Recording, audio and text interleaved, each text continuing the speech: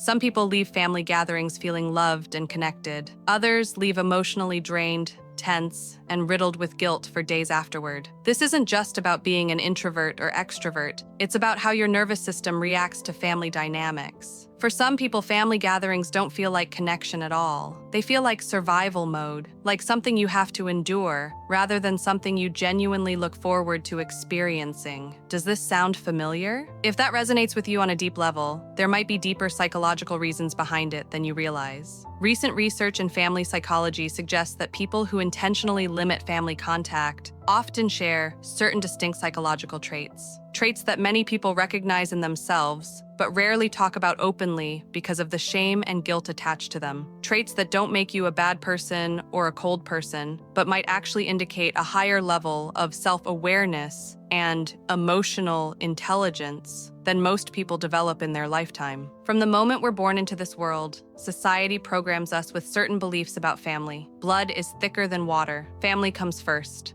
Always. You have to show up for the holidays no matter what's going on in your life. It doesn't matter if you're exhausted, emotionally triggered, or mentally drained by these interactions. You show up anyway. You smile, you pretend everything is fine, you perform happiness and connection, because that's what good people do, right? But large-scale studies from institutions like Yale University and other research centers have found something really interesting over the past decade. Research suggests that people who prioritize family obligations at the expense of their mental health report significantly higher rates of anxiety and depressive symptoms compared to those who set clear boundaries. Studies indicate this difference can be substantial, affecting overall quality of life in measurable ways. Meanwhile, those who establish firm boundaries with family members often report better overall well-being across multiple measures: better sleep quality, lower stress hormone levels like cortisol, stronger, healthier relationships outside the family unit, more energy for pursuits that actually fulfill them. Here are 6 psychological patterns that are common among people who genuinely struggle with family gatherings and what they might reveal about emotional intelligence and self-awareness. And I want you to really pay attention because you might see yourself in these patterns. You might finally feel understood in a way you haven't before. Let's start with one of the most misunderstood patterns that people experience. Number 1, you're highly aware of emotional energy in your environment, and your nervous system processes social environments differently than most people around you. You know that feeling when you walk into a family gathering and you instantly feel drained, like the air gets heavier the moment you step through that door, like there's this invisible weight that just landed on your chest. Research on highly sensitive people suggests that somewhere around 15 to 20% of the population has a nervous system that's significantly more attuned to picking up on emotional cues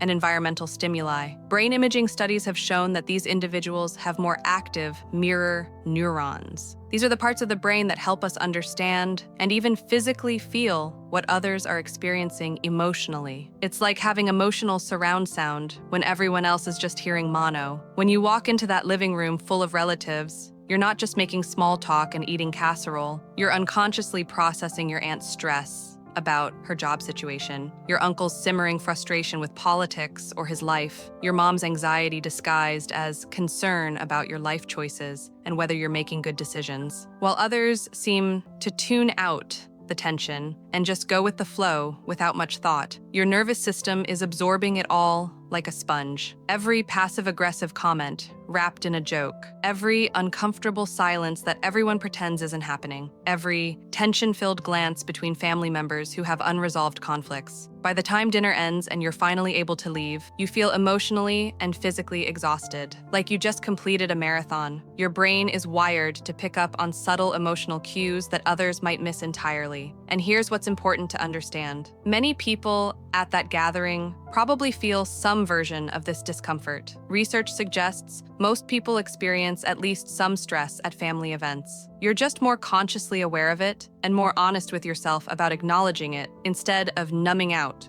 or pretending everything's fine when it's not. This next pattern goes even deeper into why these events feel so psychologically exhausting. Number 2, you struggle with emotional labor and performing emotions you don't genuinely feel for extended periods of time. Family gatherings often require what psychologists and sociologists call emotional labor. The exhausting act of carefully managing your facial expressions, your tone of voice, your body language, your reactions to keep the peace and maintain the illusion of family harmony. You smile when you're deeply uncomfortable. You laugh at jokes that aren't funny or might even be offensive to your values. You nod along to conversations that drain your energy or go against everything you believe. You suppress your actual thoughts and feelings to avoid conflict or judgment from people who might not understand you. Studies on emotional labor have found that consistently suppressing your authentic emotional responses creates significant psychological stress over extended time periods. Some research even suggests the stress levels can be comparable to high-pressure work environments, where you're constantly on guard. Think about that for a moment. Pretending to be happy and engaged for 4 or 5 hours straight can be genuinely exhausting for your mind and body. It's not just in your head or something you should just get over. There are real physiological consequences to chronic emotional suppression. While your cousin talks about achievements you're supposed to be impressed by, while your grandma asks intrusive questions about your personal life that cross clear boundaries, while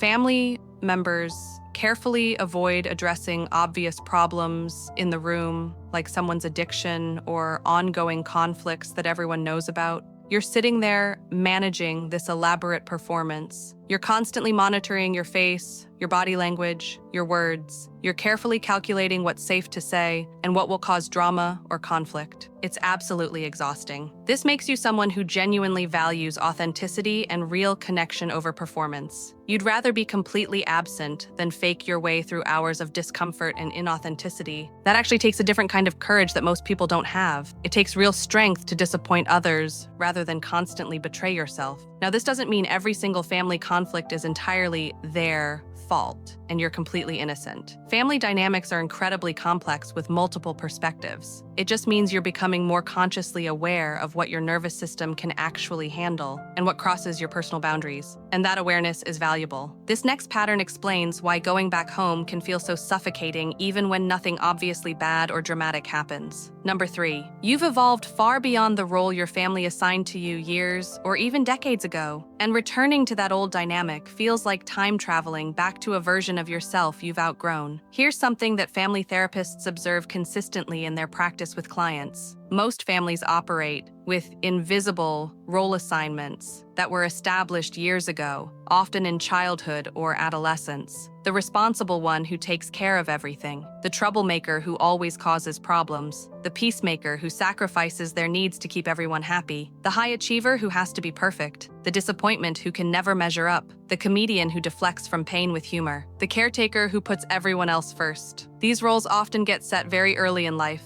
and families unconsciously expect you to keep playing that exact part forever, no matter how much time passes, no matter how much you've grown, changed, evolved, or fundamentally transformed over the years. Family members might still see you through that old, outdated lens from decades ago. You could build an incredibly impressive career, develop real expertise in your field, gain wisdom and emotional maturity, and they'd still remember and constantly bring up the mistakes you made when you were 15 years old and didn't know any better. You could develop significant emotional maturity through years of therapy, self-work, personal development, and deep healing, and they'd still treat you like you're immature or incapable of making good decisions. Therapists call this developmental stagnation. It's when a family system unconsciously resists acknowledging anyone's growth and evolution because change feels threatening to the established dynamic that everyone's comfortable with. People naturally resist change, even when the change is clearly positive and healthy. You might genuinely hate these gatherings because you're forced to shrink back into an outdated version of yourself, the version they're comfortable with, the version that doesn't challenge them or make them uncomfortable with your growth. But you've moved forward. You've learned important things about yourself and the world. You've healed old wounds. You've built a life that reflects who you actually are now, not who you were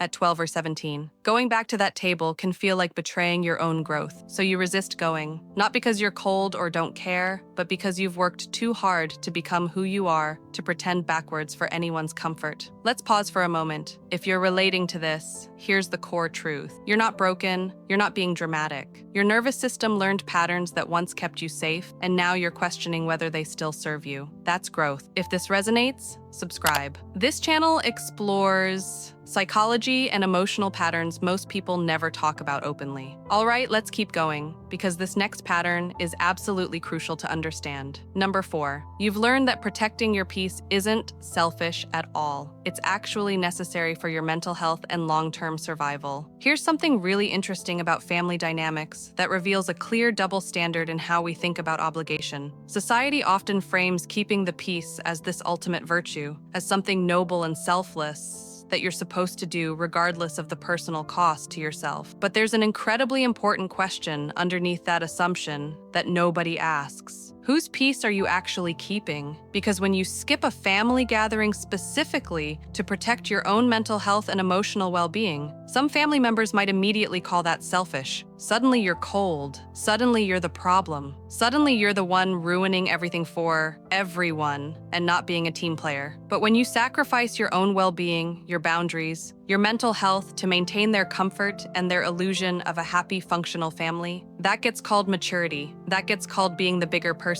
That gets called family loyalty and doing the right thing. Psychologists have specifically identified this pattern as toxic positivity, the dangerous belief that you should always smile through discomfort, always be grateful regardless of circumstances, always prioritize harmony and keeping the peace, even when it actively and consistently harms you. Research in this area suggests that people who struggle with family gatherings have often spent years, sometimes entire decades, genuinely trying to make things work. Years of biting their tongue when someone says something hurtful. Years of carefully avoiding explosive topics that everyone knows will start massive arguments. Years of leaving early with stress headaches and tension in their shoulders. Years of crying alone in the car on the way home, processing difficult emotions completely alone. Years of giving chance after chance, hoping things will somehow magically improve. Until one day, something fundamental shifts inside, a realization that they don't actually have to keep doing this anymore, that they have a choice. And when that boundary finally gets set, when they finally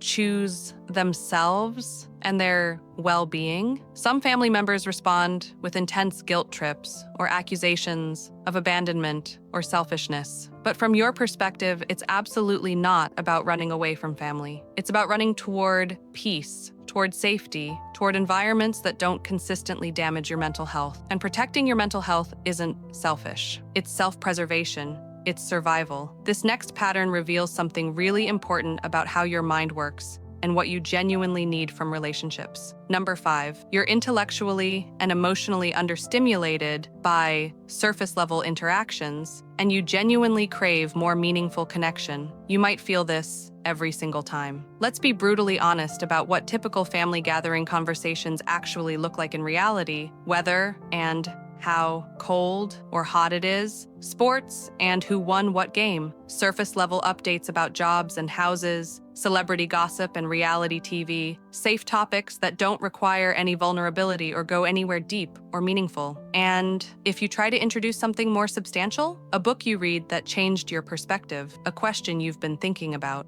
a meaningful issue you care about, the conversation often stalls or gets shut down or awkwardly changes direction. Some research on social satisfaction suggests that people with certain personality types experience what researchers call social boredom, a specific kind of mental fatigue from interactions that lack depth or intellectual engagement. This doesn't mean you think you're superior. It means there's a fundamental mismatch between what your mind craves in relationships and what these gatherings typically offer. You want substance. You want real conversation. You want connection that goes beneath the surface and touches on things that actually matter. And when you don't get that, when you're stuck in hours of repetitive small talk that goes absolutely nowhere, it can feel like mental suffocation. So over time, you start asking yourself a perfectly reasonable question. Why am I spending hours in discomfort just to fulfill an obligation? And sometimes the honest answer is, you don't have to. Not because you're arrogant, but because authentic connection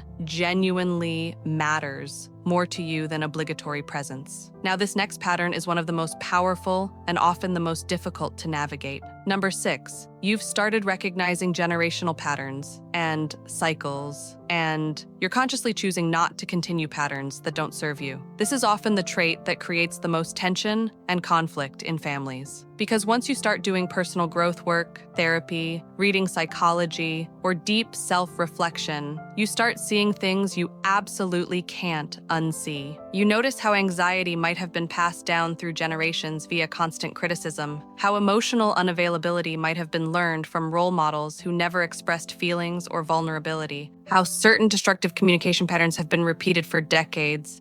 Even people who understand healthy boundaries still struggle with guilt. Even when you know your limits are necessary, guilt can feel overwhelming. That guilt usually comes from years of conditioning, messages learned in childhood. Family comes first, you owe them your time, blood is thicker than water. Psychologists call this obligation-based connection, where relationships are maintained through duty and guilt rather than safety, respect, and mutual care. Family systems often use guilt to maintain control, sometimes unconsciously. Phrases like, "we sacrificed so much for you," or "you'll regret this when we're gone," can linger in your mind. So even when you feel peaceful after setting boundaries, doubt creeps in. Am I overreacting? Should I just go? Here's the shift. That guilt often isn't truly yours. It's a learned emotional response. And realizing that can be freeing. You don't owe anyone unlimited access to you, especially when that access harms your mental health. Not even family, particularly when your boundaries aren't respected. Real family isn't defined by DNA alone, but by connection and mutual respect. The original meaning of blood is thicker than water actually suggests that chosen bonds can be stronger than biological ones. Your real family may be the friend who shows up when you're struggling, the mentor who believes in you, or the community that accepts you fully. Research consistently shows that the quality of relationships matters more than biological ties for emotional well-being. Those who pressure you to attend gatherings may miss the old version of you, the one who stayed quiet and fit the old dynamic. But that version had to change for you to grow. If you no longer fit at that table, that's not failure, it's growth. So if you're dreading the next family event, choose what protects your peace. Boundaries aren't cruelty, they're clarity. Choosing peace isn't rejection, it's self-preservation. And the family you truly belong to may be the people who see and celebrate who you really are. And now, subscribe to UNFELT,